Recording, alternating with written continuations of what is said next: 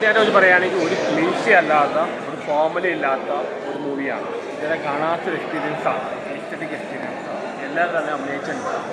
First half നല്ല റൊമാൻറ്റിക്കാണ്, നമ്മുടെ കുമാർ നമ്മൾ പറയുന്നത്. സെക്കൻഡ് ഹാഫ് കയറിലേക്ക് കോമഡി ഉണ്ട്, അഭിനയിച്ചേക്കും എല്ലാവരും തന്നെ കാണുന്നുണ്ട്. എടുത്തു പറയാമെന്ന് പറഞ്ഞാൽ പിന്നെ ഞാൻ റോസ്റ്റോ പറഞ്ഞത് കുറച്ചൊരു വെർസറ്റൈൽ ആക്ടറാണ്. എല്ലാം കൂടി നല്ല മൂവിയാണ്, നല്ല എക്സ്പീരിയൻസാണ്. തിയേറ്ററിൽ എല്ലാവരും പോയി കാണുക. ശരി തെറ്റുക, ചില കാര്യത്തിൽ ശരി പോകും, ചില കാര്യത്തിൽ ആർട്ടിസ്റ്റിന്റെ പെർഫോമൻസ് ഒക്കെ എങ്ങനെയുണ്ട്? എല്ലാവരാണ് പെർഫോം ചെയ്യുന്നത്. ആക്ടിങ് എല്ലാവരും. Climax feel ഗുഡാണ്.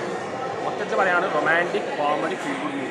അണ്ണൻ്റെ ഇത് വാല്യൂ അനുസരിച്ച് 10-ൽ എത്ര പെർസെൻറ്റേജ് കൊടുക്കാം? 5-ൽ 4.6 വരെ കൊടുക്കാം.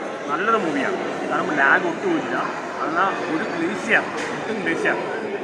ക്ലീശ മൂവിയാണ്. കോമഡി ഒക്കെ ഉണ്ടോ? കോമഡി സെക്കൻഡ് ഹാഫ് നന്നായിട്ട് വരുന്നുണ്ട്. അഷീഷ് ആണെങ്കിലും നമ്മുടെ നന്ദി ചേട്ടനാണെങ്കിലും ചേട്ടൻ നന്നായിട്ട് സംവിധാനം. റോസ്റ്ററാണെങ്കിൽ ചേട്ടൻ, നായിക അല്ലെങ്കിൽ റോസ്റ്റർ ഞാൻ പറഞ്ഞത് ഒരു ടൈപ്പ് കാസ്റ്റ് ആവാതെ വെർസറ്റൈൽ ആക്ടറേമാണ് ലാലേട്ടനെ പോലെ. ഒരു ടൈപ്പ് കാസ്റ്റ് ആവുന്നുണ്ട്. അല്ലെങ്കിൽ എല്ലാം പെർഫോമൻസാണ്. ഒരു ലാഗ് അങ്ങനെയൊന്നുമില്ല. എല്ലാം കൊണ്ട് ഒരു എടുത്തു പറയാൻ മൂവിയാണ്. ഇതൊരു ഡിഫറെൻറ്റ് മൂവിയാണ്, ഒരു ക്ലീശ മൂവിയാണ്. കാരണം ഇവിടെ അങ്ങനെ മിക്ക സിനിമ ക്ലീശയാണ്, ഒട്ടും ക്ലീശയാണ്.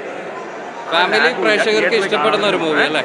ഫാമിലി പ്രേക്ഷകർക്ക് ഇഷ്ടപ്പെടുന്ന ഒരു മൂവി അല്ലേ? ഫാമിലിക്ക് ഇഷ്ടപ്പെടും, എസ്പെഷ്യലി യുവാക്കൾ. ചില തെറ്റുകൾ ചിലർക്ക് ശരി പോകും, ചിലർ തെറ്റുകൾ പോകും. എന്നാൽ എല്ലാം ഈ കാലത്തിന് പറ്റിയ ഒരു മൂവിയാണ്. എല്ലാവരും തിയേറ്ററിൽ പോയി കാണും.